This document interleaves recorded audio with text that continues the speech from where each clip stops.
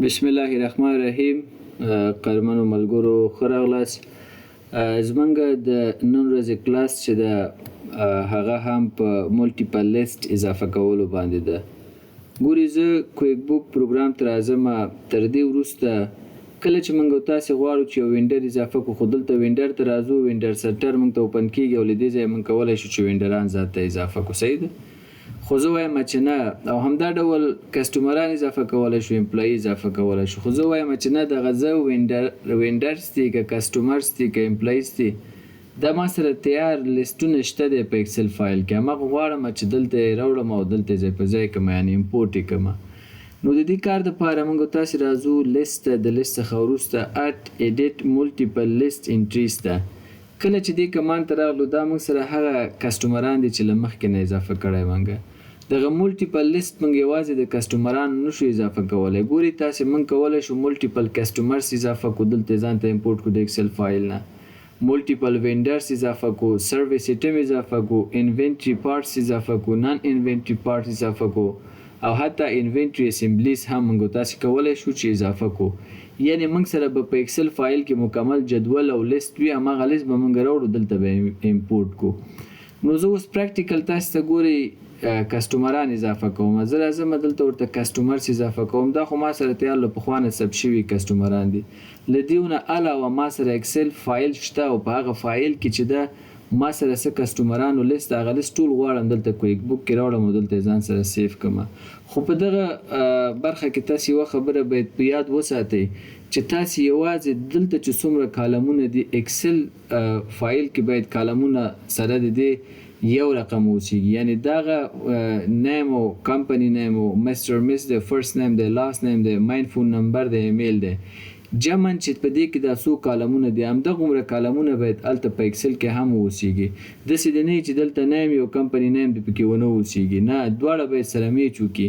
ګورئ اوس زه راځم دا کویک بوک پروګرام بندوم. دغه ما سره کسټمر لیست اکسل فایل دی، په دې باندې ډبل کلیک کوم. ګورئ هماغلته چې کوم کالمونه دي هغه ټول کالمونه دلته هم ما لیکلي دي او شته. ګورئ نیم دی، کمپنی نیم دی، مستر مس دی، فرست نیم، لاست نیم، ماین فون نمبر او ایمیل دی.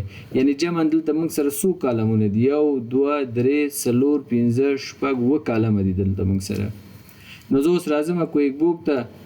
چې کله کویک بوک ته راغلم، ګورئ دلته ګورو چې اوس دلته موږ سره څو کالمه دي؟ 1 2 3 4 5 6 7 کالمه هلته، 7 کالمه دلته. نو اوس ستونزه نشته ده، سمپل کاپي او پیسټ خبره ده. ګورئ زه راځم چېرته؟ اکسل ته. چې کله اکسل ته راغلم، زه دغه ټول کسان څنګه کوم؟ دا کسټمران انتخابوم او دې ځینې کنټرول سی کاپي اخلم. چې کله مې کنټرول سی کاپي واخیسته، کویک بوک ځان ته دوباره اوپن کوم او دلته درېږم، کنټرول وی دلته پیسټ کوم. ګورئ ټول مکمل ما سره راغی. یعنی په یو کاپي پیسټ سره موږ ډېر کسټمران اضافه کوو. اوس راځم څنګه سیف چینجز ته.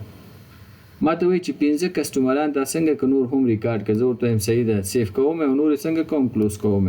تاسې اوس راشئ کسټمرز ته، هغه ټول کسان ګورئ دلته موږ سره اضافه شو. یعنی په همدغه شکل باندې موږ او تاسې کولی شو چې دلته لیست ته راشو، اډ ملټیپل لیست ته. کله چې ملټیپل لیست راغلو، یوازې دا نه ده چې موږ تاسې کولی شو کسټمران دلته ملټیپل کسټمرز په یو ځل اضافه کړو، موږ کولی شو چې ملټیپلز وینډر هم په یو ځل اضافه کړو. اکسل فایل نه دلته ځان ته کاپي پیسټ کړو. همدا ډول سروس ایټمونه موږ اضافه کولی شو، همدا ډول انوینټري پارټس موږ اضافه کولی شو، او همدا ډول نن انوینټري پارټس او انوینټري اسمبلیز موږ تاسې کولی شو چې ملټیپل مکمل جدول یو وار ځان سره کویک بوک کې راوړو او سیو یې کړو ځان سره. خو مهمه خبره پکې دا ده چې دا یوازې د اکسل نه تاسې کولی شئ، خو خبره دا ده چې دا کالمونه باید سره میچ وکړي. داسې دی نه چې دلته د فرست نیم او لاست نیم او هلته اکسل کې د 5 کالمې، دلته د 3 کالمې، هلته د 4 کالمې، هلته 6 کالمې، دلته 3 کالمې.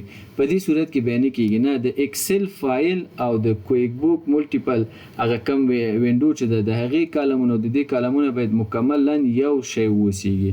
له هغې نه وروسته تاسې کولی شئ چې کاپی پیسټ وکړئ او ملټیپل وینډران، کسټمران، امپلایز، انوینټري پارټ، نان انوینټري پارټ او سروس ایټمونه اضافه کړئ.